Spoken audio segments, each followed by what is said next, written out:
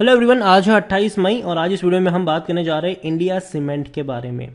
देखिए 160 रुपए के आसपास ये शेयर ट्रेड कर रहा है। दो बड़ी अनाउंसमेंट हुई है इंडिया सीमेंट में, पहले रिजल्ट्स को लेकर और दूसरी मैनेजमेंट को लेकर एक बहुत बड़ी अनाउंसमेंट आई है, उसके बारे में हम यहाँ पर डिस्कस करेंगे। लेकिन उससे पहले अगर आपने अभी तक चैनल को सब्सक्राइब नहीं किया है तो प्लीज़ अभी इसे सब्सक्राइब कर लीजिए, क्योंकि आगे भी बहुत सारे वीडियोस हैं जो आपको काफ़ी ज़्यादा हेल्प करेंगे। तो 162 रुपीज़ का शेयर है इंडिया सीमेंट का।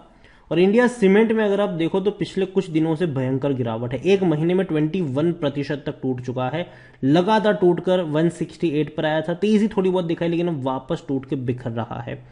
एक साल की अगर हम बात करें तो 10% के आसपास ही गिरावट है।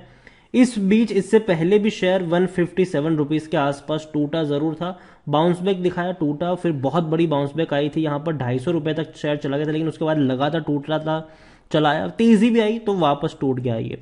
5 साल में अगर हम देखें तो 5 साल में 2019 में इसने लो बनाया था तकरीबन 70 रुपए के आसपास का। उसके बाद से जो इसने रफ्तार पकड़ी है ये पीछे मुड़ के नहीं आए। हाँ, इस बार की जो गिरावट है वो काफ़ी बड़ी गिरावट है। इतनी बड़ी गिरावट, इतना बड़ा फॉल पहले नहीं आया शॉर्ट टर्म के लिए, वरना लॉन्ग टर्म के लिए अगर आप देखो तो 2017 से लेकर 2019 का टाइम बहुत ही खराब था इनके लिए, लगातार ये टूट के बिखर रहा था। इंडिया सीमेंट में अगर आप देखो तो इंडिया सीमेंट में जो सबसे बड़ी खबर निकल कर आई है वो है इनके प्राइस को लेकर। इंडिया सीमेंट ने भैया तय किया है कि 55 रुपए पर बैग ये प्राइस बढ़ाने वाले हैं। यहां पर अगर आप देखने की कोशिश करें तो India cement propose to increase the price of cement bag पर 20 रुपीज फ्रॉम 1 जून। मतलब 1 जून से क्या हुआ कि 20 रुपए पर बैग प्राइस बढ़ेगी, फिर दोबारा प्राइस बढ़ेगी 15 जून से और 15 रुपए बढ़ेगी, फिर दोबारा प्राइस बढ़ेगी 1 जुलाई से और 20 रुपए। मतलब एक साथ 55 रुपए नहीं बढ़ाएंगे, धीरे धीरे करके हर 15-15 दिनों के गैप में ये प्राइस बढ़ती रहेगी। This should help cover our variable cost which are increase. अगर हम बात करने जाए तो डेफिनेटली कंपनी के मार्जिन पर इंपैक्ट पड़ा है। रीजन यह है कि कोल का जो प्राइस है वो काफी हद तक इंक्रीज हो चुका है। यहां पर अगर हम बात करने जाए तो वही चीज उन्होंने बताई है कि coal which we were importing went up from $60 per ton to almost $300 पर टन। तो ये मैनेजमेंट की तरफ से आई है कि भैया जो कोल आज से पहले हम $60 पर टन के हिसाब से खरीदते थे वो हमें $300 पर टन के हिसाब से खरीदना पड़ रहा है। And we could not do anything but sit and watch. I wanted to increase the price but it was not possible. उन्होंने ये भी कहा है कि he further said the volume during the quarter in the south were impacted by the pandemic and unseasonal rain. यहां पर देखो India cement की अगर आप बात करने जाओ तो डेफिनेटली इनका जो बहुत बड़ा मार्केट है वो साउथ इंडिया है, ठीक है। और वहां पर अगर आप देखो तो इम्पैक्ट पड़ा था कोविड की वजह से, वॉल्यूम में इम्पैक्ट पड़ा जरूर था। उसके अलावा बारिश तो भैया हम सब जानते ही है कि अनसीजनल बारिश हो जाती है, तो वो एक यहां पर फैक्टर जरूर रहा है। इंडिया सीमेंट को लेकर अगर हम इनके नतीजे के बारे में बात करें तो वो भी इनके नतीजे सामने आ चुके हैं और नतीजे उतने अच्छे नहीं हैं। इनका जो नेट सेल है, रेवेन्यू है, वो तकरीबन 1400 करोड़ के आसपास रहा है, जो कम है 4%, क्योंकि पिछले साल 1450 करोड़ के आसपास था।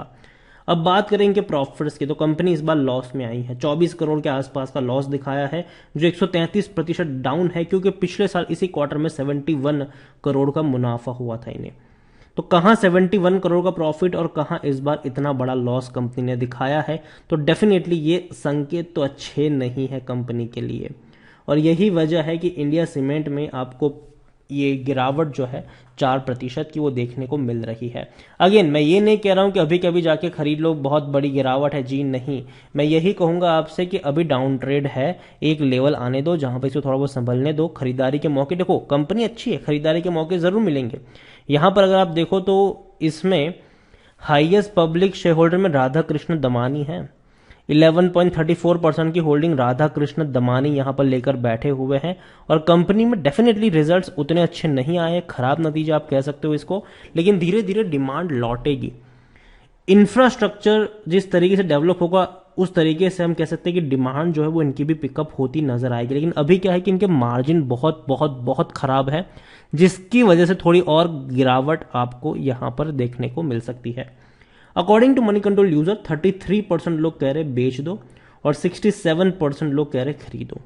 इंडिया सीमेंट में अगर आप देखो तो रेवेन्यू में कोई उतना बड़ा उछाल नहीं आया है। पिछले 5 सालों से रेवेन्यू ऑलमोस्ट स्टेडी, इवन टूट रहे थे। 2019 से लेकर 2021 तक रेवेन्यू टूटते नजर आए। 22 में थोड़ा सा जंप जरूर आया, जहां 4,500 करोड़ के रेवेन्यू थे, अब वो 4,855 करोड़ के आसपास है। और जहां तक बात करें प्रॉफिट्स की, तो प्रॉफिट में बहुत बड़ा डिक्लाइन आया है। अब देखिए 25 करोड़ का प्रॉफिट 55 करोड़ रहा, फिर 208 करोड़, अब सीधा 65 करोड़। इस बार लॉस में आए तो डेफिनेटली जाहिर सी बात है वो इंपैक्ट आपको देखने को मिलेगा। इंडिया सीमेंट को लेकर अगर आप देखें तो खरीदारी करने के सही मौके को शायद ओवरबोट जोन में नहीं है। सिर्फ 13% एनालिस्ट ही खरीदारी करने की बात कर रहे हैं। अगेन कंपनी अच्छी है, लेकिन इस प्राइस पे इस कंडीशन में मैं अभी उतना ज्यादा सपोर्ट नहीं करूंगा।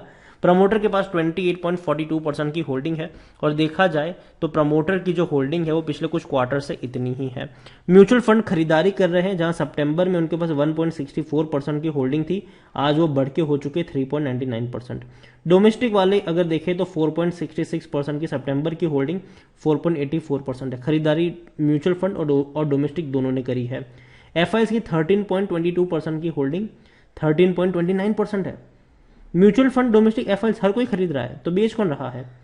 बेच रहे हैं रिटेल वाले, बेच रहे हैं। 12.83% की रिटेल्स की होल्डिंग 11.83% पर आ चुकी है। मतलब आप और हमने बिकवाली करी है, बड़े फंड हाउसेस ने धीरे धीरे थोड़ी बहुत खरीदारी करी है।